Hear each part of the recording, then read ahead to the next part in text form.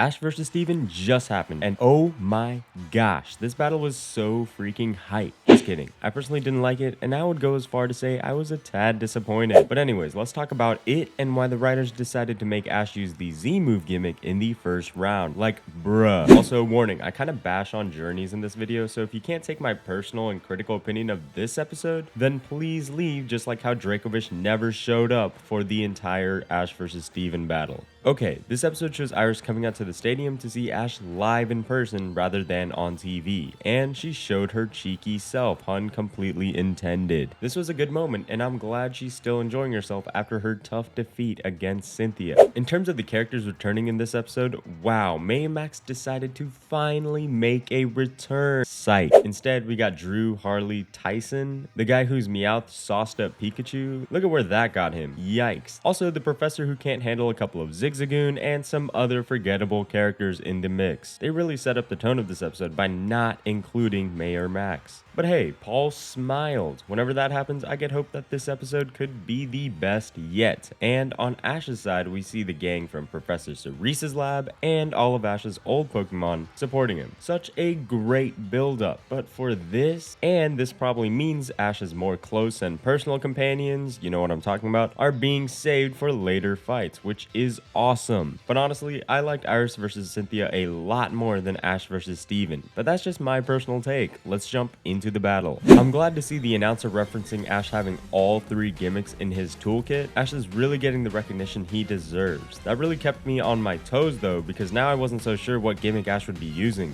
But hey, I was all but certain Ash would use Gengar's Gigantamax gimmick this battle, but I was wrong. And actually this episode was just wrong. Like, if I made this video to be as long as Dracovish and Gengar's tenure in this fight, this video would hardly last 30 seconds.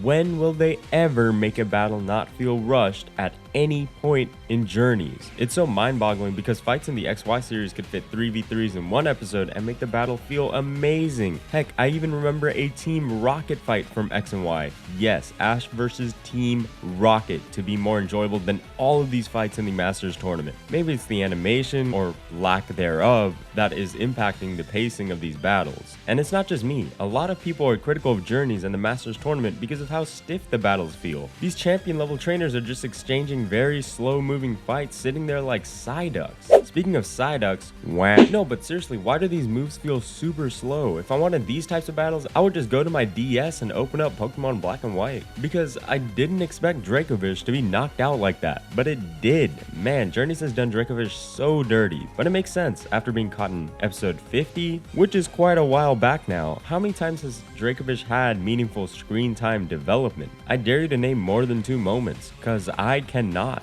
And Gengar's portion was a bit of a step up, and the Will-O-Wisp animation looked pretty cool and promising too, but man, it got knocked out fast. Steven did showcase a cool strategy with Cradily, and Gengar's Will-O-Wisp played a pivotal role in knocking out Aggron. But man, I don't know, these knockouts just happened so suddenly and unexpectedly. Like, I swear, the amount of moves that landed in this entire fight was probably less than 10. I'm exaggerating, but one tidbit you should keep in mind: Dracovish, a water type, loses to Heavy Slam, not very effective. Aggron, a steel type, loses to Dazzling Gleam, not very effective. Gengar, a poison type, loses to Power Whip, not very effective.